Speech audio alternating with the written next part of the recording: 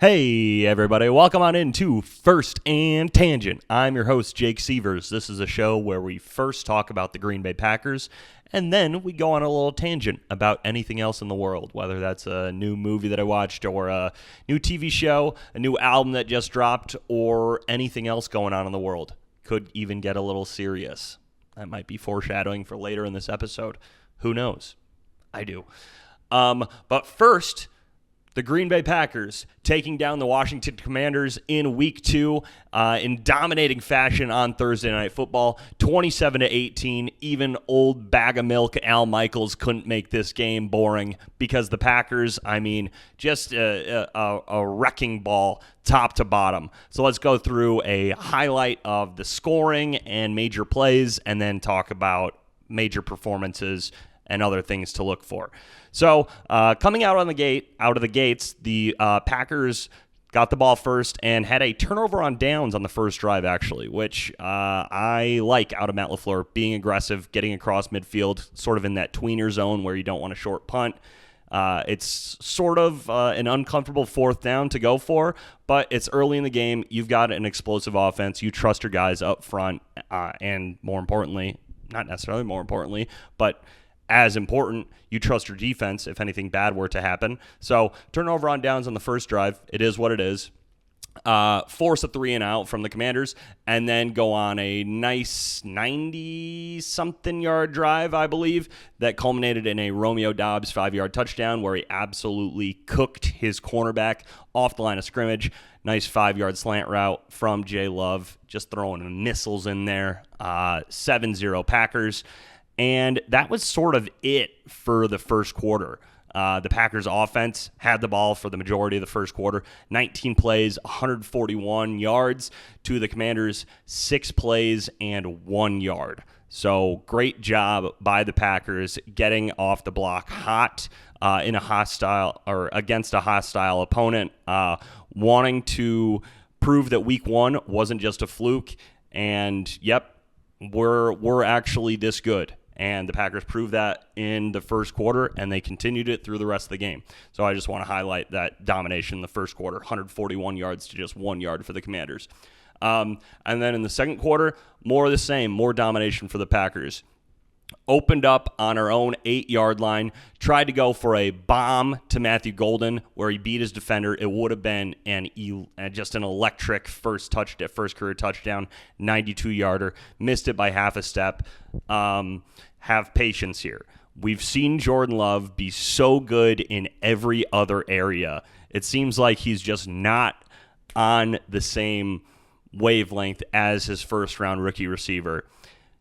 That normally that would be horrible for any other team, but for the Packers and our platoon of offensive weapons, it's like, yeah, we can wait, we can have patience. We know that Matthew Golden is a burner, and when he gets that chemistry with Jordan Love, whether that's hopefully this week or Week 4, Week 5, we got to buy. So Week 4, Week 6, or whenever that may be, when it comes, it's just another added bonus, another arrow in the quiver for this offensive arsenal that Matt LaFleur has at his disposal. So missed a deep shot to Matthew Golden on that opening play. Still went 92 yards, ended with a Josh Jacobs touchdown. He remains an absolute beast. 14-0 Packers in the second quarter.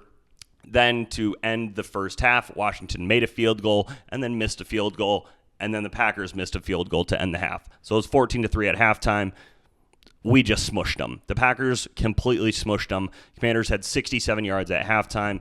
The run game was not a threat at all, and they were already behind. They were already on their heels, obviously being down 14-0, knowing that they need to throw the ball more in the second half.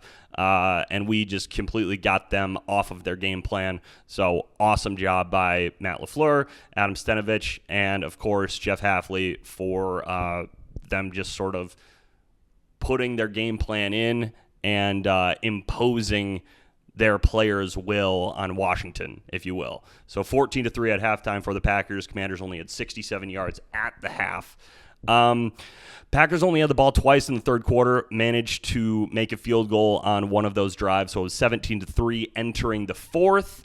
And then Jaden Daniels threw a touchdown pass to Zach Ertz to make it 17-10, a one-possession game where they're knocking on the door a little bit. We saw this against the Lions as well, where they scored a touchdown and they were knocking on the door a little bit. And then the Packers did what they did in week 1, responded with an incredible 9-play, 65-yard drive that ended with a Tucker Kraft touchdown with 9 minutes left. It included a wildcat play with Savion Williams in at quarterback where he faked the pitch back to Jordan Love playing wide receiver, and he ran the ball for, I think, like 19 yards or something. Really love seeing the rookies get involved. Love seeing Matt LaFleur get in his bag a little bit, get a little creative, and then, of course, finishing the drive with a touchdown to go up 24-10 and really put the Commanders into like, all right, we need to win this game now on this drive in that mode. And then the ensuing possession for the Commanders, so complimentary football, the defense forced a 4-and-out. Keyshawn Nixon had a pass breakup on 4th down, which is what he does. Offense then stalled, but Brandon McManus hit a 56-yard field goal to go up 27-10, pretty much put the game on ice. And all 3 levels of the team are contributing in that fourth quarter to put that game on ice, whether it's the great touchdown drive by Jordan Love and the offense to go up by 2 possessions, or the defense forcing a 4-and-out, or Brandon McManus hitting a field goal. It's like all 3 levels of this team are firing on all cylinders, and they are just doing what they should be doing. Like, everyone is playing according to how good they are, and the team is firing on all cylinders, and it's great to watch. Old man Deebo Samuel had a garbage time touchdown. Packers recovered the onside. Final score 27-18. It was kind of weird at the end. The Commanders were running a no huddle, but they weren't really moving that quickly. Their age was really showing. Heading into the game, one of the storylines was that the Commanders were the oldest team in the NFL and the Packers were the youngest team in the NFL. Packers have been the youngest team in the NFL for 3 years. And towards the end, when the Commanders really had to start pushing the ball because they were down by 3 possessions in the fourth quarter and they were running no huddle, but they weren't really able to do so quickly. And I think that's due to 2 factors. 1, just their age. And 2, the Packers defense is so good at just reading the quarterback's eyes and driving on the ball when he begins his throwing motion. In this case, obviously, Jaden Daniels, when he begins his throwing motion, that we do not allow any yards after catch at all. So if you catch it underneath, you're getting tackled underneath. And so even when you run a no huddle in crunch time at the end of the game, it's still going to take a while to get down the field because of how athletic and how aggressive this defense is. So 27-18 with the garbage time Deebo Samuel touchdown. Packers move to 2-0 on the season, taking down 2 playoff teams last year, 2 of, I think, the NFC favorites heading into this year with the Lions and the Commanders. And now the Packers are firmly in the driver's seat in not just the NFC North, in not just the NFC, but in all of the NFL, in my opinion. We've shown the offense has been very good, except for on third quarters, or in third quarters, interestingly enough. We've only scored 3 points in the third quarter between both games, and still managed to put up 27 in both games. So first, second, and fourth, that's our money time. And then once the third quarter comes along, we'll have no issue easily getting over 30, especially when we're in a shootout or when the offense needs to quickly score, because that hasn't really happened yet either. Like, we've been in control easily, soup to nuts for both of these games, where both like must-have touchdowns that we've gotten this season were just to put the Packers back up by 2 possessions in the second half. So it's not like, we're down late and we need a score here and Jordan Love, you need to step up. No, we've been in control, and that's the way that this team is capable of playing. Like, if we go 100% every game, this team can play in the driver's seat the entire season. That's how talented we are, top to bottom, and all 3 phases. So, some highlights from the game. Tucker Kraft. Of course, we need to talk about his, I don't know if some people are calling it his breakout game. He just 6 catches, 124 yards, and a touchdown. His first time going over 100 yards in his entire career. Never even did that in college, which is pretty crazy because he had insane highlights and he was playing at FCS South Dakota State. So 6 for 124. And another story sort of started to recircle this past week about how much of a psycho Tucker Kraft is. And he said on A.J. Dillon's podcast like 9 months ago or something that sometimes when he so one of his methods of trash talking the other team is that he will tell the other players that he's going to burn down their childhood homes. So that's Tucker Kraft. That's our tight end. He had 6 for $124 and a score. He's going to be a top 5 tight. He's going to end as a top 5 tight end in the NFL. Sort of announcing himself nationally on primetime. So shout out Tucker Kraft. We love you. The knee was only tweaked. He's going to be playing against Cleveland. Tucker Kraft, you are a legend. Another highlight that I just want to shout out: the entire defensive front. I think that this is probably the longest Packers podcast since the announce of the trade where the name Micah Parsons hasn't been said. We're about 11 minutes into it. There we go. Micah Parsons, shout out to you. You are an absolute animal. You get double teamed on every play. It doesn't matter.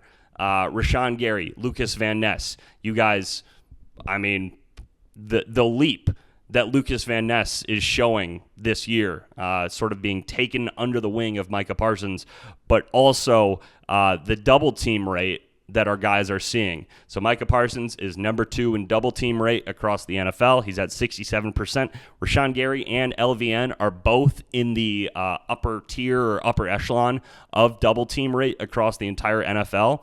And that was the entire purpose of this trade with Micah Parsons.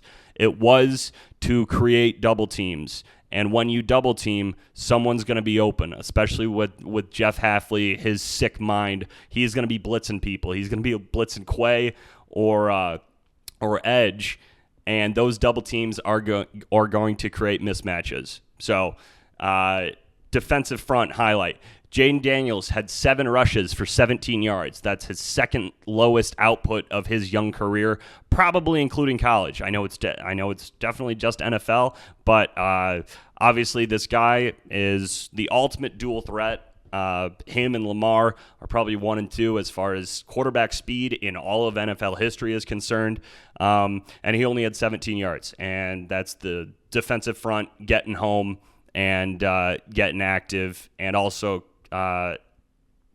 keeping contained, not letting him get outside and find the edge. The entire Washington Commanders team had 51 rushing yards on 19 attempts. That includes fantasy darling Ja'Cory Krosky-Merritt, a.k.a. Bill, who everyone thought that they were sharp for drafting in like their 11th or 12th round of their fantasy league, even though he was the most obvious pickup ever. Didn't do anything. Jaden Daniels didn't do anything. Austin Eckler, prayers up to you. Tore his Achilles. No, that was bad.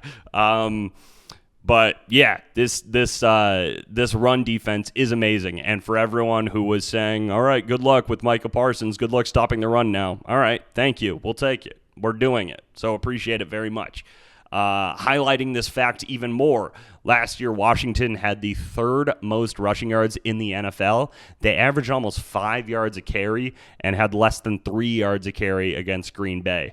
That's especially critical against the Commanders. As I mentioned, Jaden Daniels, they want to use the run to set up the pass, but if you can't run at all, good luck passing with our guys that are able to pin their ears back and really get after them.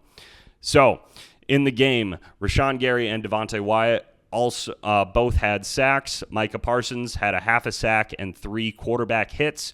We had 12 total quarterback hits. And on the total season, the Packers are first in pressures in the NFL with 51. They are second in sacks with 8. And they are first in yards per play allowed with 3.7. We are seeing the start of what appears to be a generational defense. Dare I say it? Everyone is playing according to how they should be playing. Like, no one is... I'm not ever saying, like, oh my gosh, I can't believe how good, Jordan Love played that game, or how good Josh Jacobs played that game, or how good Micah Parsons played that game. We've seen all these guys play this well before. It shouldn't be surprising that Micah Parsons is wrecking games, that Rashawn Gary is being super effective as an edge rusher because he's got two wingmen beside him with Lucas Van Ness and with Micah Parsons and with our interior guys of Carl Brooks and Colby Wooden. Like, the team is playing great, but the team should be playing great because it's constructed of great players. Speaking more to those great players, let's look at the back end of our defense. So Washington got behind, and Austin Eckler tore his Achilles, had to go out. They had to throw the ball more. The Commanders had to throw the ball more. They had 42 passing attempts, 24 completions. So 42 passing attempts for 200 yards. That's less than 5 yards per attempt. Keyshawn Nixon had 5 PBUs. He had 5 passing breakups. He's currently the number 1 corner on PFF, tied with Sauce Gardner. And Carrington Valentine is the number 7 corner on PFF. Also of note, Keyshawn Nixon's 5 PBUs. He is the first player since 2023 with 5 pass breakups in one game. Micah Parsons said it at the beginning of the year. He has never played with a corner that didn't make a Pro Bowl. Every season of his career in Dallas, one of his corners made a Pro Bowl. And that's because he's getting to the quarterback so much faster than everyone else that he's hurrying up their decision-making and making them make mistakes. And our corners are feasting off of this hurry up and mistake mentality. Even though, they didn't get any interceptions against Jaden Daniels, but they also didn't allow hardly anything. Our corners were targeted 10 times and they allowed 1 reception for 7 yards. Like, that's Keyshawn Nixon and Carrington Valentine. People thought that, like, our corners were going to be burnt toast this year, and both of them are playing top 10 corner defense according to Pro Football Focus. Like, I think that they've improved. I think that Jeff Hafley has instilled confidence in them that they are these players, but also, like, the defensive front getting to the quarterback, making them uncomfortable and get out of the pocket or make bad decisions and make mistakes. Our corners are holding up their end of the bargain and playing just as well as our defensive front is. Jeff Hafley has been using an incredible zone scheme where everyone on our defense and our back end gets to keep their eyes on their quarterback and drive on the ball as soon as the throwing motion starts. Because the front end is too good for guys to get burnt on double moves. And so as soon as Jaden Daniels or whoever's quarterback starts to bring the ball back, they can drive on the ball and they can drive on the nearest receiver because the defensive front is too good for a double move to even take place. Like, it'll be a sack before they can even think about it. So, Terry McLaurin on the game had 5 receptions for 48 yards on 9 targets. Deebo Samuel had 7 for 44 on 8 targets. And, 17 targets for both of those guys for less than 100 yards total. That's an awesome job by the back end of our defense. As I mentioned, only allowing 1 reception for 7 yards from our cornerbacks. Xavier McKinney had a PBU. Evan Williams was getting involved in the run game as well. So, back end of the defense remains impeccable, as does the front end of our defense. And Jordan Love. Of course, we need to talk about Pookie. Of course, we need to talk about Silly Body. The dude just continues to be amazing. He was 19 of 31 for 292 and 2 scores, 1 to Rome and 1 to Tucker Kraft in the fourth quarter. He remains an A-dot weapon, just an A-dot monster. That's average depth of target. He's almost 2 yards deeper per attempt than any other quarterback in the NFL. He's almost at 11 yards per throwing attempt for depth of target. Next closest is Russell Wilson, and he's just over 9. And also, the end of that game is going to be aided by him just launching the ball 8 times in a row to Malik Neighbors. So, yeah, Jordan Love is like the most ethical hooper, if you will, in the entire NFL. Like, he's throwing it deep. Jalen Hurts is like 4 yards for average depth of target. Like, the quarterback position, we are experiencing chaos at the quarterback position, but Jordan Love can be that one guiding light, that one lighthouse amidst the fog that shows that we still do it, that real quarterbacks are still out there, that he can still sling it.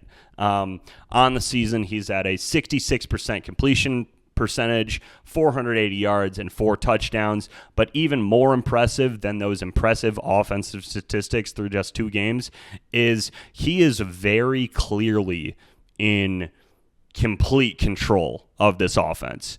When the offense goes out on the field, it's like, all right, let's see Jordan Love go to work. The Packers had a 1st and 25 against the Commanders with, I think, a holding and a illegal hands to the face or whatever it was, or a holding and a false start perhaps, and set us back for 1st and 25. And for every other team, that's a drive killer. Like, if they don't complete the pass on first down, they're going to run it twice and then punt it. Packers, we picked up the first down in 2 plays, and I had no doubt in my mind that the Packers were going to be able to pick up that first down. It was really, really reminiscent of the Aaron Rodgers teams where we would get a holding penalty on 1st and 10, make it 1st and 20, and then that benefits the Packers because Aaron Rodgers gets more yards in front of him that he can eat up with his hand. So 1st and 25, converting that, 27 points in back-to-back games against 2 of the top NFC contenders heading into the season. His MVP odds, he's now tied with Justin Herbert for 3rd at plus 850. And as I mentioned before, once his timing is down with Matthew Golden, that is just another element that is going to unlock this offense, another deep threat, or maybe the one deep threat right now, especially with Jaden Reed and Christian Watson both out for a little bit. So once that timing gets unlocked with Matthew Golden, we've already seen Jordan Love play as the best quarterback in the NFL, a top 5 quarterback in the NFL easily. And now we're going to add in a guy who can run a 4.2 and catch the ball. So good luck with that, defenses, and excited to watch Jordan Love progress through the season because he's going to continue to be this good. Like, his first year as a starter, he had the 2nd most touchdowns in the NFL, and his only 100-yard receiver for the entire season was Bo Melton in Week 18 against the Vikings. Like that, and he still managed to throw for 34 touchdowns that year. And now, obviously, Bo Melton is a cornerback. So a cornerback was his only 100-yard receiver, and he was still had the 2nd most touchdowns in his first year as a starter. He was injured all of last year. Now he's not injured. He's in his 3rd year with Matt LaFleur as the starter.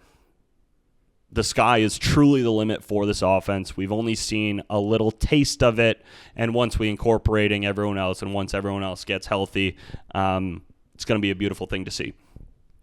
So, the entire team, the Green Bay Packers at large, 2-0, clearly in the driver's seat for the NFC North, now at minus 210 to win the North after the thorough thrashing of the Lions. And then the Lions, I mean, what are the Bears doing?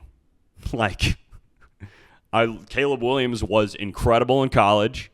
I loved him at Oklahoma, loved him at USC. Obviously, everyone did. That's not a hot take. He won the Heisman. And now he's like not even remotely a serviceable quarterback. They got 50-pieced, the Bears did, by the Lions. And the Vikings are pretty much benching J.J. McCarthy after he somehow won NFC Offensive Player of the Week in Week 1. He got a little boo-boo after the game, it looks like, against the Falcons. Or maybe he was just horrible in the game against the Falcons. So there's a very clear hierarchy in the NFC North where the Packers are at the very top. We'll go up here, very top, and the Lions are like down here. And then the Vikings are off the screen, and then I'm on the 5th floor. The Bears are on the 1st, I think. So they're in hell forever, but the Packers are minus 210 to win the North. We're going to win the North. We are plus 320 to win the entire NFC. Those are the best odds. We've leapfrogged the Eagles, and we are at plus 700 to win the Super Bowl. Third best odds behind both the Bills and the Ravens, who sit at plus 500, according to FanDuel. This team, through 2 weeks, is not overperforming. This team is performing.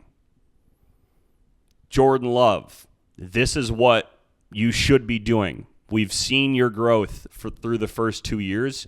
Like, we're seeing you play great, but the expectation is for you to play great. Tucker Kraft, you are an animal. You tweaked your knee a little bit, but we saw you all of last year, all of Green Bay and the greater Wisconsin and St. Louis area fell in love with you. And, like, you are capable of playing as a top 5 tight end, and that's what the expectation is. Down the stretch last year, Devontae Wyatt really picked it up. Him playing as a top defensive tackle is not surprising because we saw the development last year with Jeff Hafley. Edgerrin Cooper, same thing, being one of the best linebackers in the NFL. Yeah, at the end of the year, he was.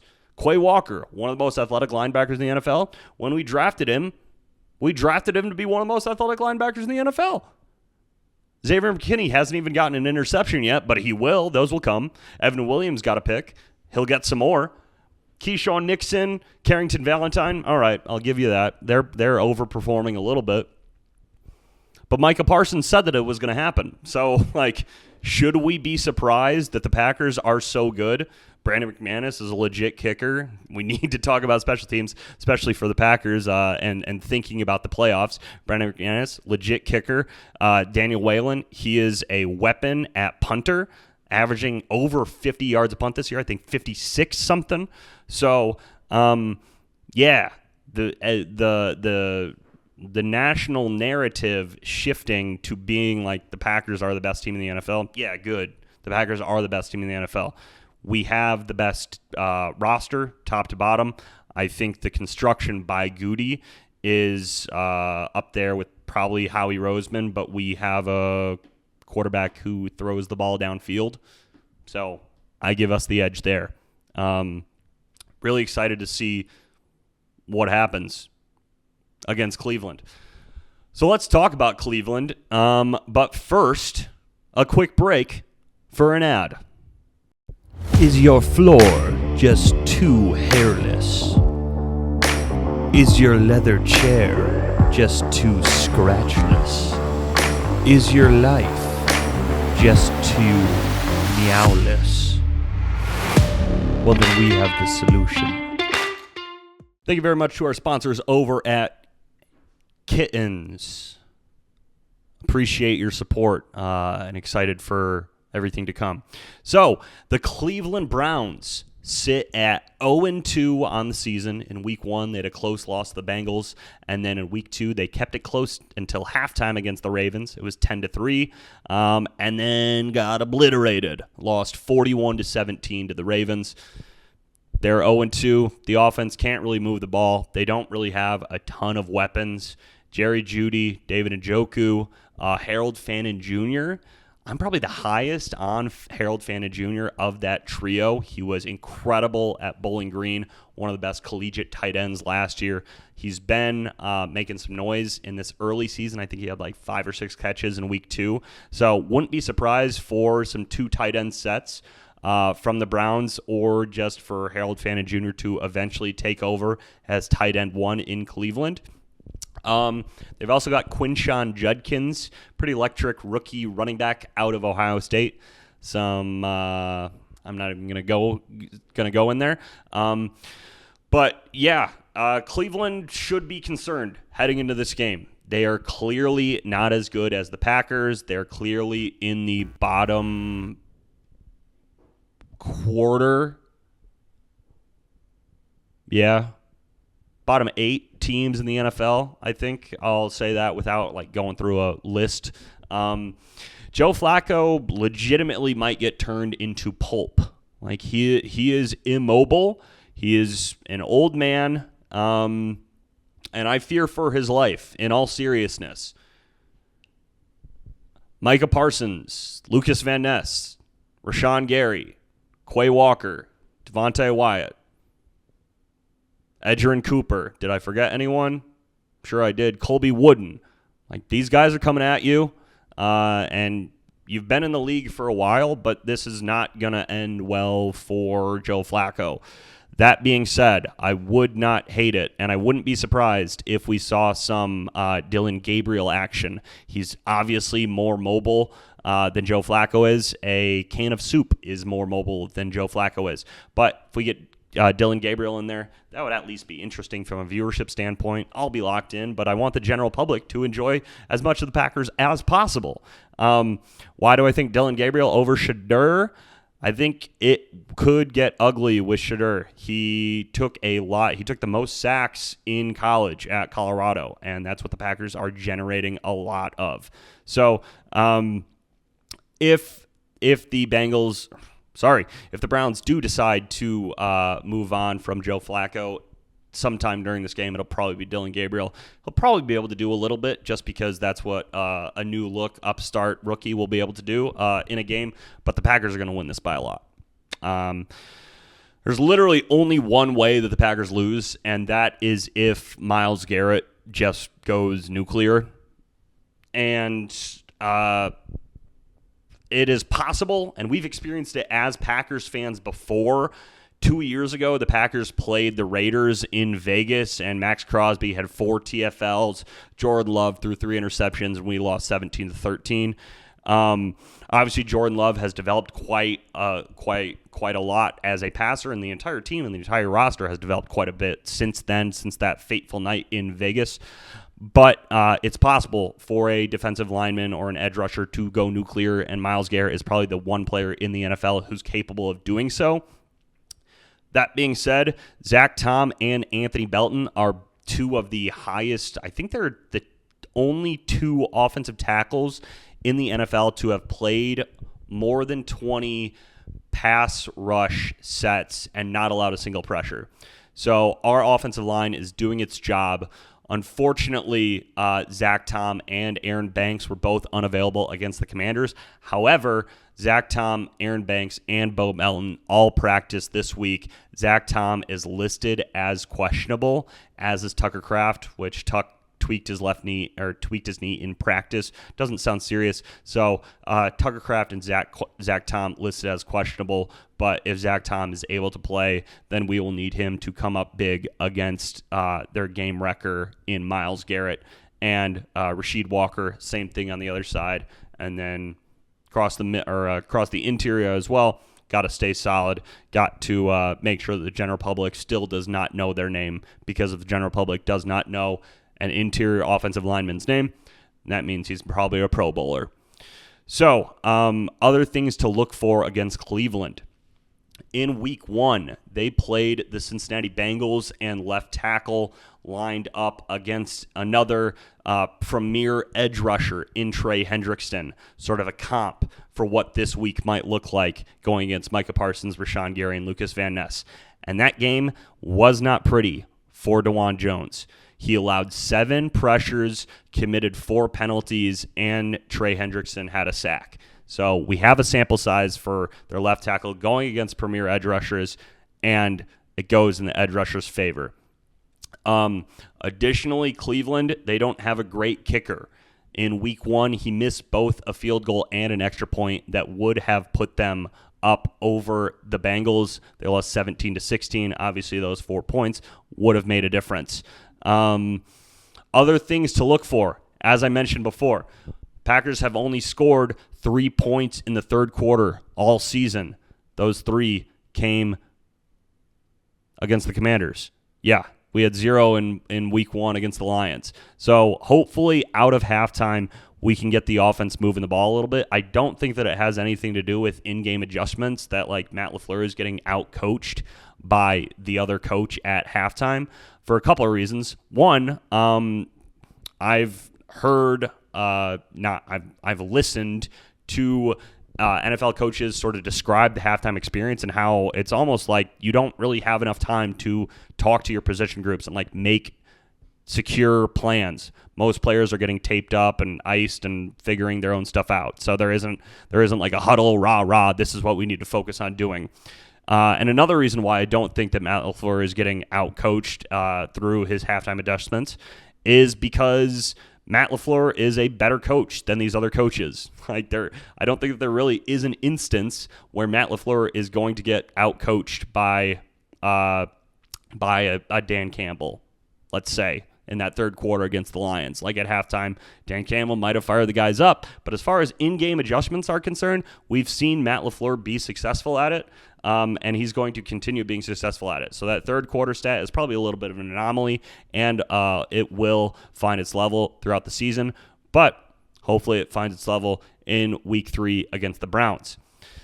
Additionally, this upcoming week, if Josh Jacobs scores I think it might have to be rushing touchdown, but I think it might just be touchdown period. If Josh Jacobs scores a touchdown, he will be tying the all-time record for consecutive regular season games with a touchdown. He is at 11 now. If he gets up to 12, he'll be tying CMC from a couple of years ago. That would make sense. That makes sense to me. So let's just run with that. So Josh Jacobs, look for him to get across the goal line. If it's in the third quarter, the Packers are going to be ahead. Let's just say, like, I don't know how much we're favored by, but that's not enough. If it's 12.5, that's not enough. If it's 14.5, that's not enough. Like, I will be betting alt line on the Packers because we're going to smush them. Joe Flacco is going to be turned into a wooden pulp, unfortunately. So Josh Jacobs will probably be scoring a touchdown, even if they force feed it to him at the end.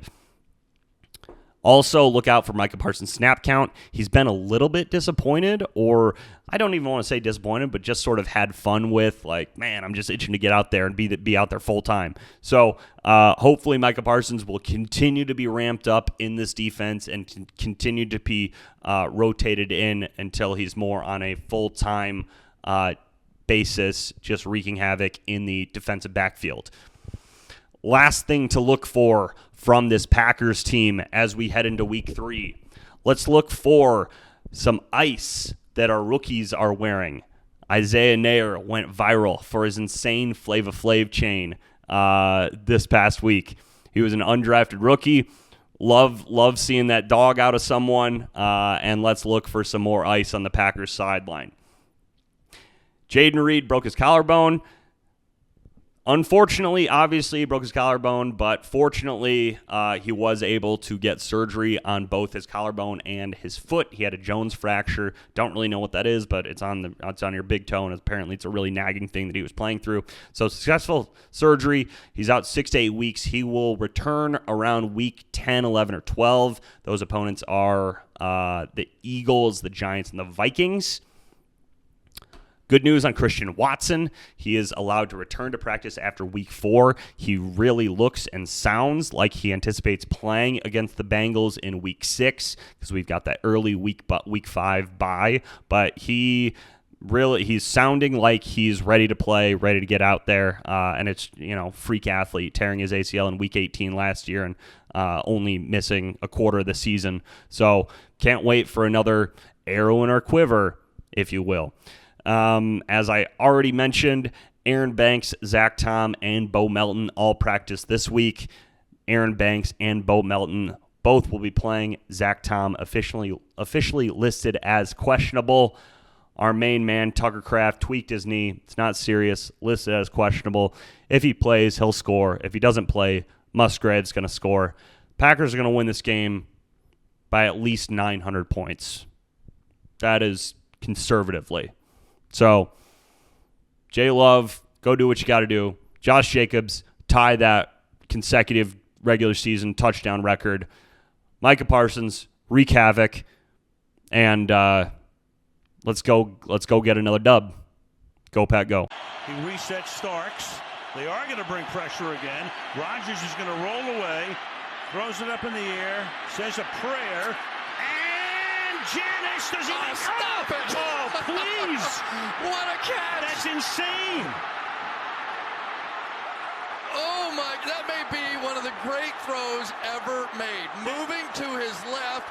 Hey, everybody. Welcome on back into First and Tangent. You have reached the tangent section. Thank you very much for being here. If you enjoyed the first half, please comment, like, subscribe, do everything that you want to do to help the algorithm.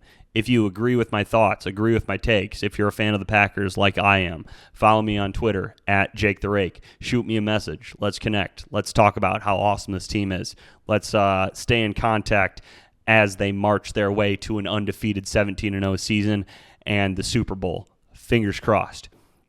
But here we are in the tangent section, and I hinted at it in the first half that this wouldn't be a fun, light, easy, breezy topic, and that's because it's not going to be a fun, light, easy, breezy topic, because it feels sort of like the core of America is in the balance or under attack or whatever you want to say, that it feels like we are currently living in a moment that is going to be written out about in history books, not just like COVID. COVID obviously will be written in history books, but it was sort of like, we're all in this together a little bit, and then obviously there was a great divide. But now it's just clear as day, there are people who want conservatives or Christians dead in America just for espousing their ideas and espousing their beliefs. It was made obviously clear on social media that Charlie Kirk, who free speech advocate, spoke at college campuses, gave people a platform that disagreed with him, applauding his death, applauding his assassination, being happy about his murder, being happy that his wife is now husbandless and that his children are fatherless. And that it breaks my heart. It breaks my heart to no end to know that there is not as much common ground with my neighbor and with everyone else's neighbor as I previously thought. I saw people posting on social media that I know, that I went to school with, happy that he died. Glad that the world is without him. He deserved it. He had it coming. If you're a free speech advocate and you're speaking your ideas and you're also advocating for other people to have a platform to speak their ideas and their beliefs, then he didn't have it coming. It just doesn't make sense in my brain. Bullets do not defeat bad ideas or what you think bad ideas are. Good ideas defeat bad ideas. Now, there are so many other people that are going to church and that are being looking into Charlie Kirk's life and that are becoming quote unquote disciples of his, that are taking up his cause of free speech and debate and believing in God and believing in what is right. And people are taking up that cause and being champions for him on their own campus. So the assassination, the point of the assassination didn't work. It didn't stop anything. It didn't stop a movement. And now people people were applauding him being murdered, him being assassinated, and people are losing their jobs over it. And good. I am glad that people that applaud murders are no longer teachers, are no longer doctors, are no longer anything. Because there is a contract that you sign when you are an American that every American has the right to life, liberty, and the pursuit of happiness. And You just were cheering on one man's pursuit of happiness being cut short by a bullet engraved with trans ideology. If you cannot see how insane, how backwards, how messed up that is, that's how far you've become as a deranged leftist lunatic, then I feel bad for you. But as I said before, I'm happy that people are losing their jobs. I don't want to be working alongside people that want me to be dead. I am happy that if I go to a doctor's office and tell someone that I believe in God, that I don't have to worry that they're going to kill me while I'm sedated. Because someone that I went to school with, who is a doctor, was saying, I'm glad that he was murdered. He had it coming. And she works as a doctor.